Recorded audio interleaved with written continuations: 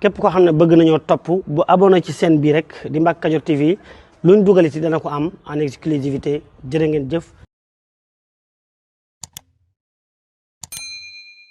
asalaamaaleykum lii ab dénkaane la boo xam ne nii sëriñ bi moo ko waxoon mi ngi ñëw ci majmuwa bi nga xam ne sëriñ Abdou Lahad moo ko dajalu woon ngir waxi sëriñ bi ñu dajale ko ci.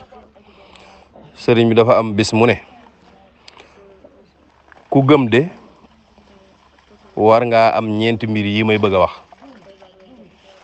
war ngaa am warukaay bu baax te bakkane. war ngaa am kër gu yaatu. war ngaa am yére yu rafet. war ngaa am lampe bu leer. lii kenn ku ne soxla na ko. waruwaay bu baax. kër gu yaatu. yére yu rafet. ak lampe bu leer. la sa xel di njëkk a dem nag mooy da ngay jàpp ne waruwaay yi ñu xam la wala kër yi ñu xam wala yére yi ñu xam wala lampe yi ñu xam déedéet. sëriñ bi nee na waruwaay boobu may wax li ma ci jul mooy am xel.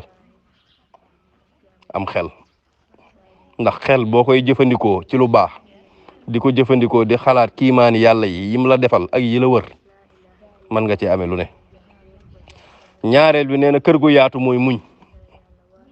mbir lum rëy rëy bu dalee sa kaw muñ mën na koo dékku waaye nag muñ bañ koy wax mooy bam lay doog di dal li ñaan asabru hinda saddamatil ula foofu la muñ amee njariñ kon kër gu yaatu gi mooy muñ.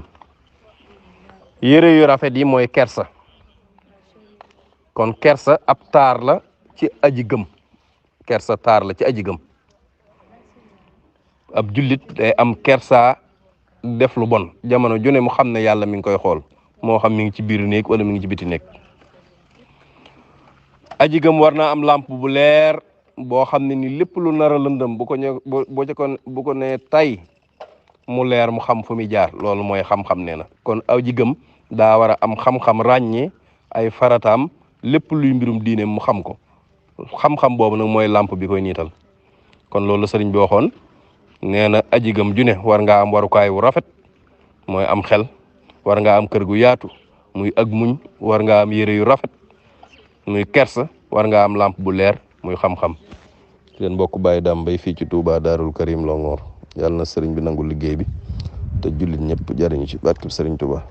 asalaamaaleykum mbokk yi yéen ñi nga xam ne yéen a baaxoo ànd ak seen bii di Mbacke Kadior TV à partir d'aujourd'hui gën nañ koo yaatal ci YouTube bi képp koo xam ne bëgg nañoo topp bu abonné ci chaîne bii rek di Mbacke Kadior TV luñ dugaliti dana ko am en exclusivité jërë ngeen jëf.